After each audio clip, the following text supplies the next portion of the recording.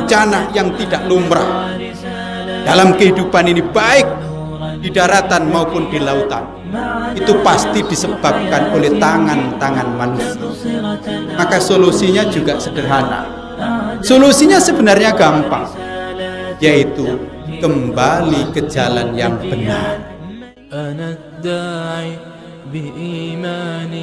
أنا الإسلام رباني سأعلي رايتي دوما وأحمي صف إخواني. السلام عليكم ورحمة الله وبركاته. الله أكبر الله أكبر الله أكبر الله أكبر ولله الحمد. إن الحمد لله نحمده ونستعينه ونستغفره ونستهديه ونعوذ بالله من شرور أنفسنا ومن سيئات أعمالنا. من يهد الله فلا مضل له ومن يضلل فلن تجد له وليا مرشدا. وأشهد أن لا إله إلا الله وحده لا شريك له وأشهد أن محمدا عبده ورسوله. اللهم صل وسلم على حبيبنا محمد قائد المؤمنين في الدنيا والآخرة وعلى آله وأصحابه ومن تبعهم بإحسان إلى يوم الدين. أما بعد فيا معاشر المسلمين رحمكم الله، أوصيكم وإياي بتقوى الله، والله سبحانه وتعالى يحب المتقين. وقال تعالى: يا أيها الذين آمنوا اتقوا الله حق تقاته ولا تموتن إلا وأنتم مسلمون. وقال رسول الله صلى الله عليه وسلم: اتق الله حيثما كنت وأتبع السيئة الحسنة تمحوها وخالق الناس بخلق حسن. الله أكبر الله أكبر الله أكبر الله أكبر walillahil hamd. Bapak, ibu-ibu dan saudara-saudara sekalian, jamaah salat Aidil Adha rahimakumullah. Pada pagi hari ini kita bersama-sama merayakan Aidil Adha. Memang dalam suasana penuh dengan keprihatinan, bukan saja karena kita banyak mendengar berita saudara-saudara kita, keluarga kita, sahabat kita yang sakit atau juga yang meninggal dunia, tetapi lebih daripada itu, kita merasakan adanya musibah yang lebih besar, di mana kita merayakan hari raya Idul Adha, yang itu sangat terkait dengan rukun Islam yang kelima, yaitu ibadah haji. Tapi kita merasakan seakan-akan haji itu tidak ada. Kita merayakan ibadah Idul Adha tanpa ibadah haji. Ada saudara kita, ada orang tua kita, ada keluarga kita, jutaan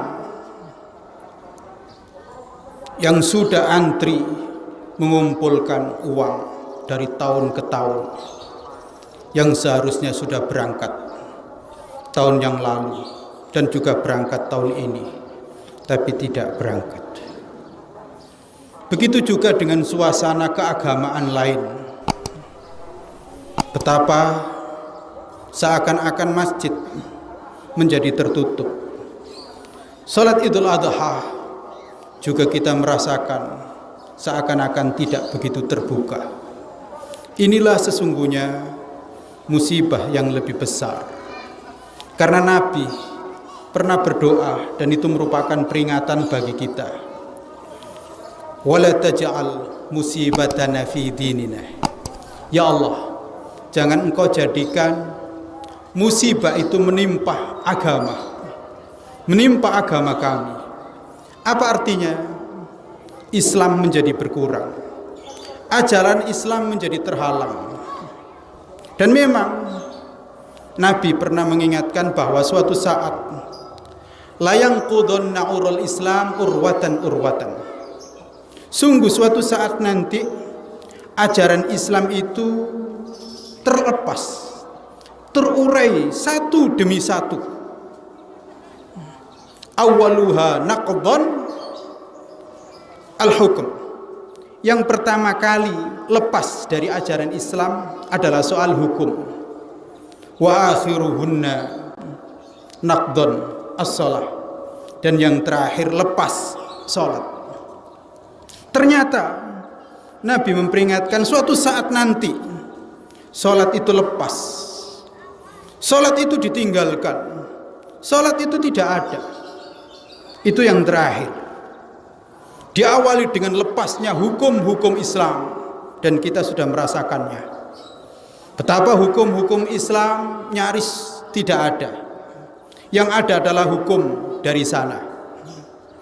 Dan kini kita merasakan haji tidak ada, nyaris tidak ada. Ada memang di sana yang melakukannya, tapi haji itu ibadah internasional. Haji itu merupakan panggilan Nabi Ibrahim yang menyebabkan berdatangan min kulli fajjin ami, dari seluruh penjuru dunia. Dan memang itu yang terjadi. Jangan dikira yang haji itu yang kaya saja, tidak. Yang miskin juga. Jangan dikira yang haji itu yang sehat saja, tidak. Yang sakit banyak. Tua muda tumpek blek jutaan di sana. Tapi sudah 2 tahun ini nyaris tidak ada.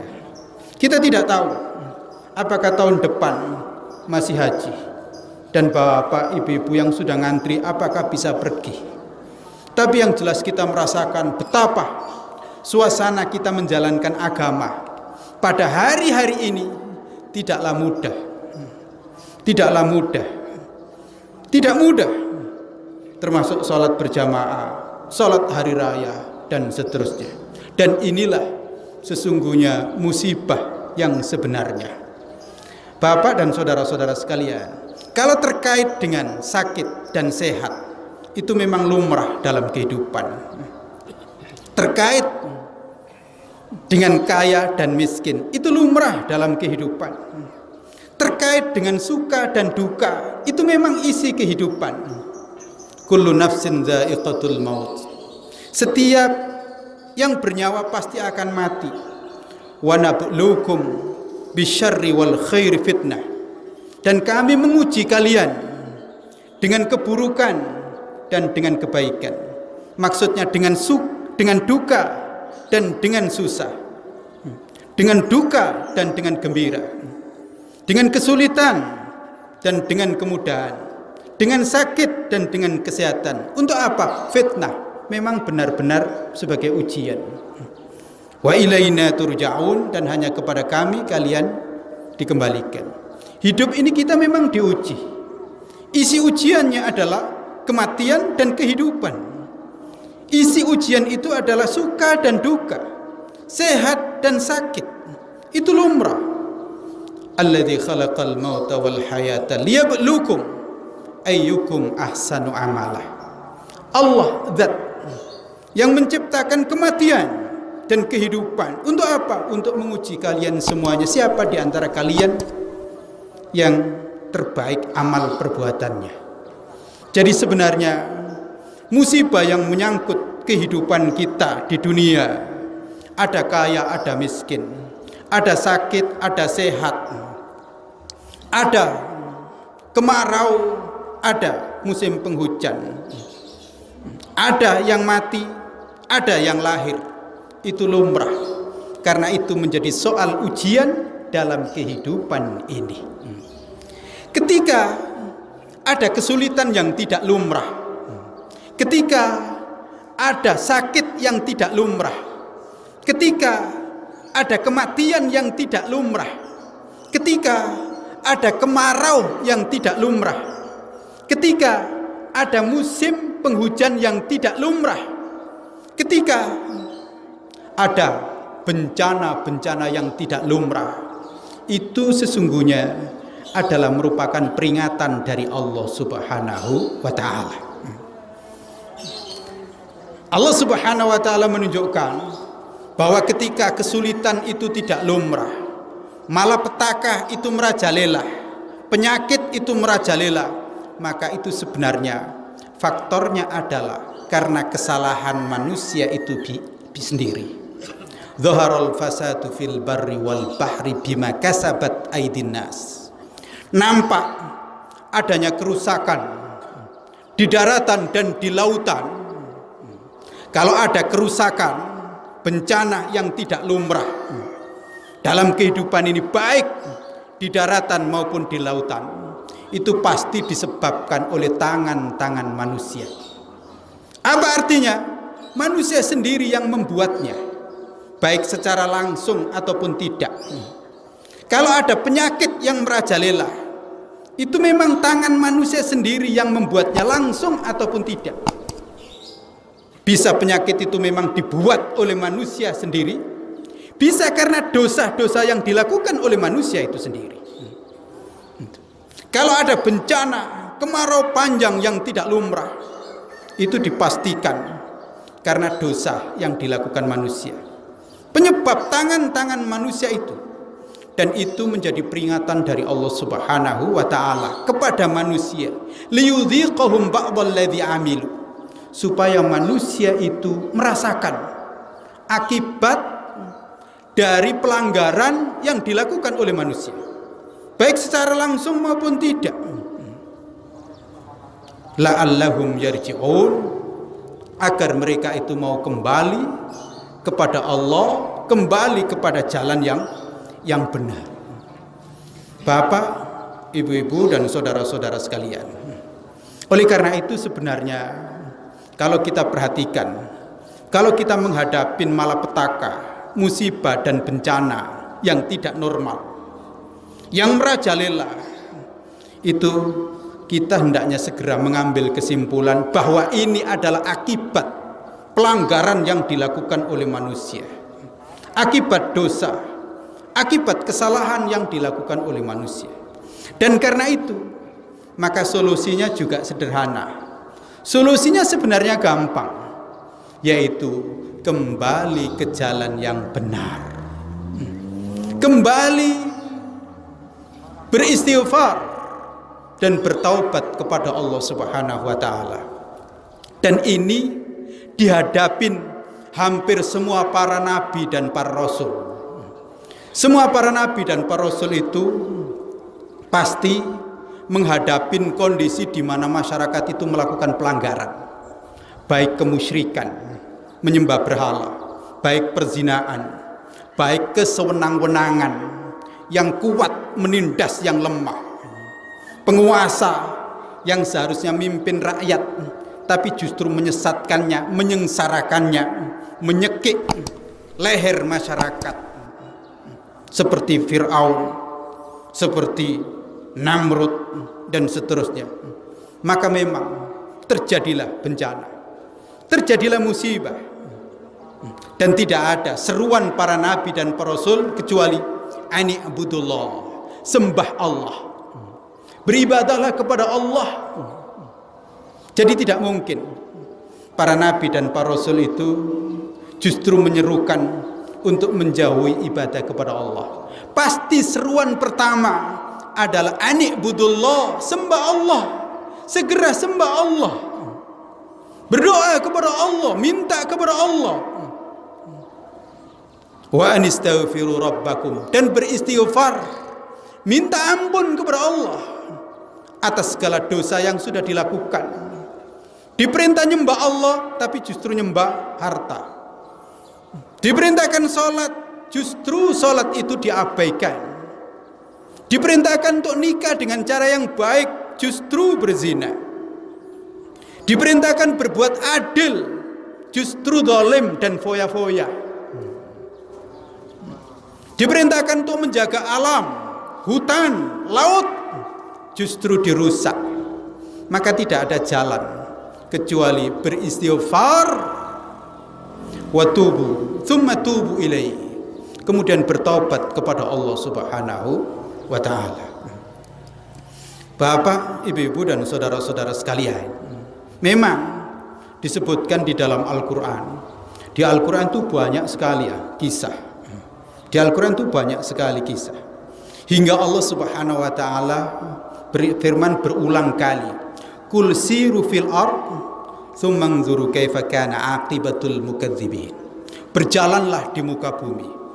Artinya baca, teliti bagaimana nasib bangsa, kaum yang mendustakan ajaran Allah, yang tidak mau diatur dengan ajaran Allah, yang tidak mau diatur dengan syariat yang dibawa oleh Nabi, yaitu syariat Islam. Lihat semuanya, bagaimana akhirnya? Pasti mereka itu dibinasakan oleh Allah Subhanahu wa ta'ala. Ini hukum yang terjadi. Kaumnya Nabi Nuh habis karena tidak mau bertobat kepada Allah, tidak mau beristighfar kepada Allah. Sudah diingatkan dan bencana pun sering datang, tapi tidak juga sadar. Begitu juga Fir'aun diingatkan, kaum Fir'aun juga diingatkan, dan kemudian sudah datang bencana. Di zaman Fir'aun itu ada bencana kutu, ada bencana katak, ada bencana darah. Masya Allah, bertubi-tubi. Diingatkan oleh Nabi Musa. Iya, memang sebentar mereka ingat.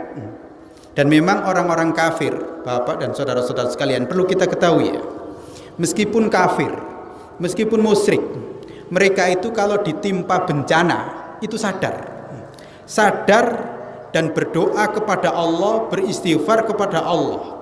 Tapi penyakitnya, kalau musibah itu, bencana itu sudah lewat, sudah selesai, mereka kembali berbuat musyrik, mereka kembali berbuat keburukan, mereka enggak lagi beriman. Dan itu yang pernah terjadi di zaman Fir'aun. Dan itulah, maka kemudian Allah Subhanahu wa ta'ala menenggelamkannya. Dan itu tidak diprediksi bagaimana Fir'aun itu matinya tenggelam di lautan. Ini begitu juga di zaman Nabi Ibrahim. Nabi Ibrahim itu berdakwah bertahun-tahun, tetapi ternyata mereka tidak mau juga beriman. Beriman sadar sebentar saat berhala-berhala itu dihancurkan oleh Nabi Ibrahim, dan satu ditinggal, yang paling besar yang ada kapaknya, ditaruh kapak. Sebentar mereka itu sadar, iya, batu kok kita sembah, ternyata batu ini dibabat juga nggak bisa apa-apa. Mereka sebentar sadar, tapi ternyata tidak.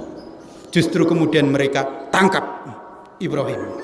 Nabi Ibrahim ditangkap, lalu kemudian dibakar.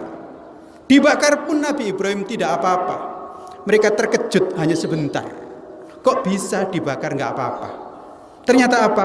Mereka kembali ingkar kepada apa yang dibawa oleh Nabi Ibrahim, ingkar kepada Allah, dan tetap berbuat kesewenang-wenangan, tetap berbuat durhaka, tetap tidak mau menjalankan ajaran yang dibawa oleh Nabi Ibrahim.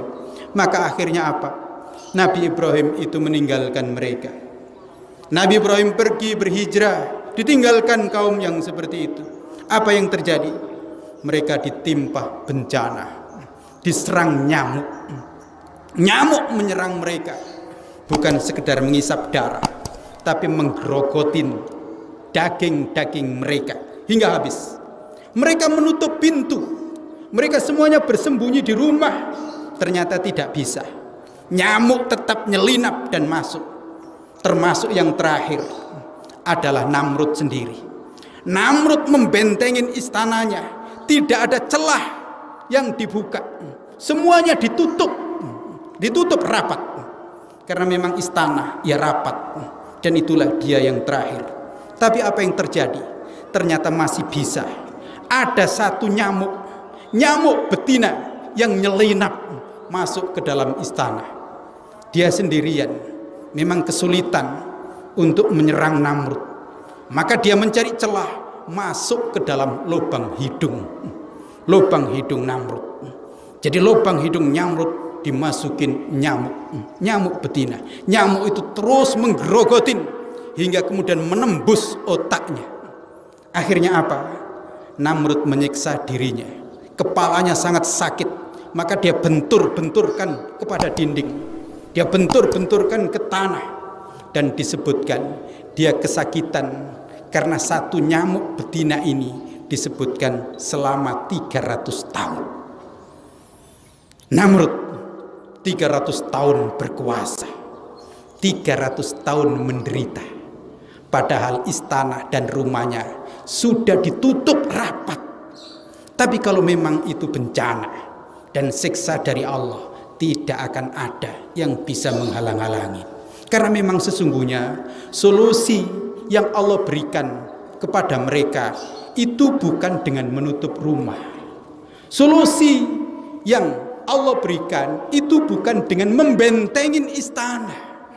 Tapi solusinya itu sebenarnya adalah beristighfar, bertaubat kepada Allah Subhanahu wa taala, minta ampun kepada Allah, menjalankan perintah Allah, salat, ke masjid, ibadah haji, Idul Adha, puasa. Itulah solusi yang Allah Subhanahu wa taala berikan.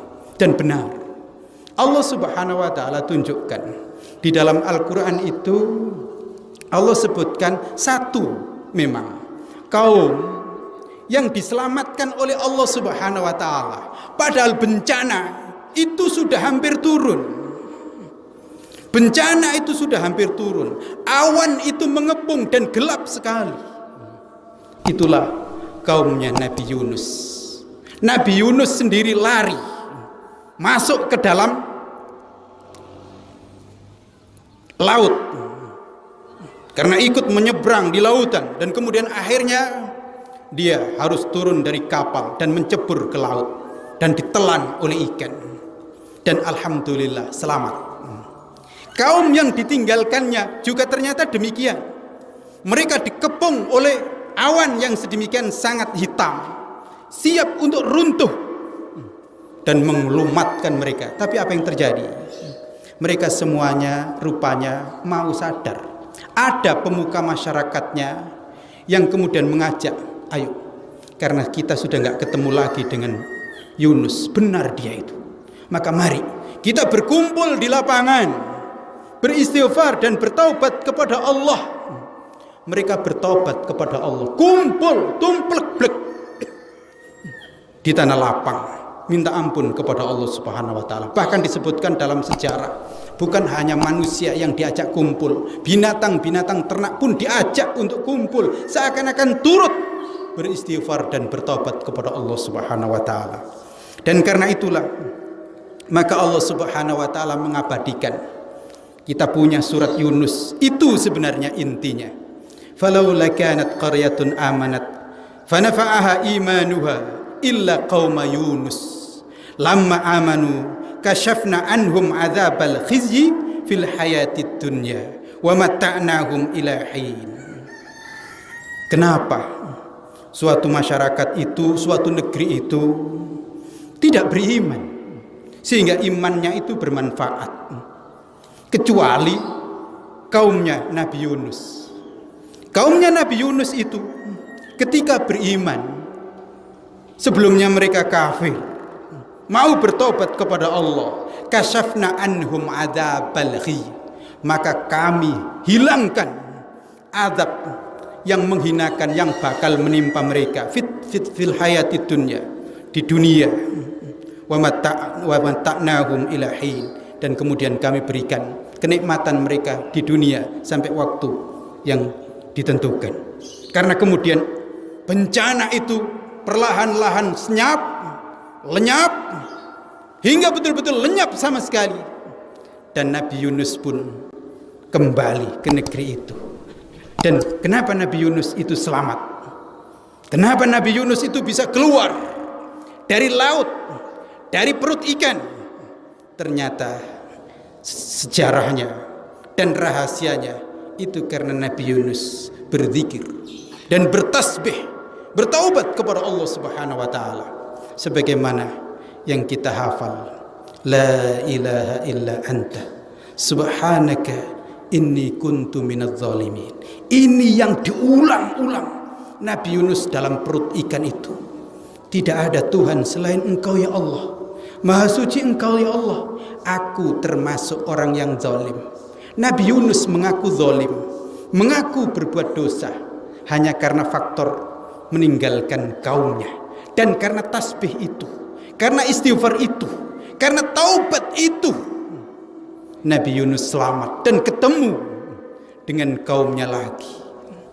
Bapak dan saudara-saudara sekalian, maka betapa jelasnya sebenarnya dalam hidup ini solusi yang bisa kita ambil apabila kita kembali kepada Al-Quran, bahwa bencana, musibah, termasuk juga kegembiraan, kebahagiaan dalam hidup ini memang itu merupakan ujian dari Allah.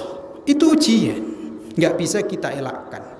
Nah, yang ketika ada bencana, ketika ada musibah, ketika ada malapetaka yang itu tidak wajar, maka itu pasti manusia yang berulah. Pasti ulah manusia, baik secara langsung maupun tidak. Perlu kita ketahui ya, dalam hidup ini banyak orang yang jahat. Sengaja penyakit itu bisa saja dibuat. Bisa begitu juga. Banyak. Karena banyak orang-orang yang katanya cinta rakyat. Tapi kenyataannya apa? Banyak sekali yang justru mencekiknya. Apa buktinya? Kalau cinta rakyat, kenapa korupsi merajalela? Maka itu adalah banyak sekali memang dalam kehidupan ini yang berbuat jahat. Perzinaan merajalela. Narkoba merajalela, pembunuhan juga merajalela, dan seterusnya. Yang buruk sedemikian merajalela, sementara yang benar ditekan juga sedemikian rupa. Maka jelas kalau ada bencana, musibah, wabah yang tidak wajar, itu adalah pasti ulah tangan manusia, baik langsung maupun tidak. Nah, kalau sudah seperti itu, maka tidak ada jalan kecuali kembali kepada ajaran Allah. Walanudhiqannahum minal adzabil adna dunal adzabil akbari la'allahum yarji'un. Sungguh kami akan timpakan bencana yang ringan sebelum bencana yang besar, agar mereka itu kembali ke jalan Allah, kembali ke jalan yang benar. Maka solusi itu adalah dengan mendekatkan diri kepada Allah, bukan dengan menjauhi Allah. Solusi itu meningkatkan ibadah, justru bukan dengan cara menghalang-halangin orang beribadah.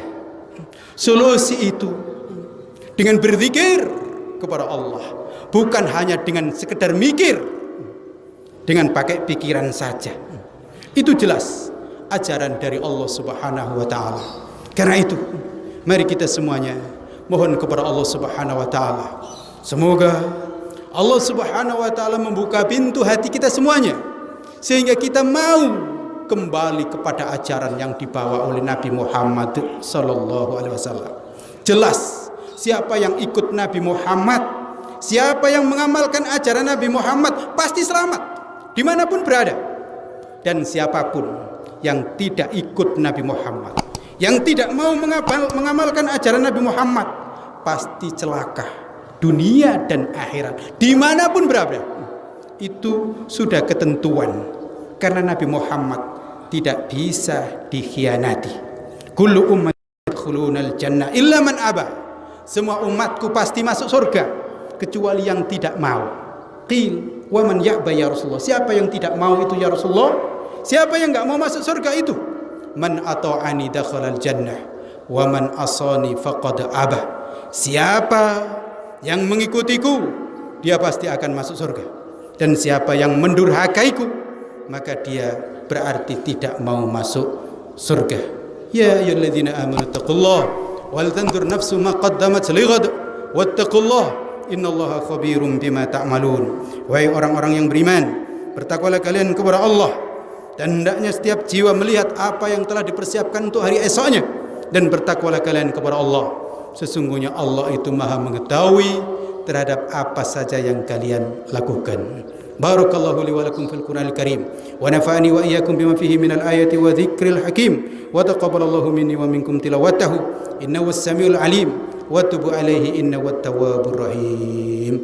Allahumma ighfir lana, Allahumma ighfir lana, Allahumma ighfir lana, Allahumma ighfir lana wa liwalidina wa limasyayikhina wa liasatidatina wa liikhwanina wa lijami'il muslimina wal muslimat al-ahya'i minhum wal amwat innaka sami'un qaribun mujibud da'wat ya qadiyal hajat.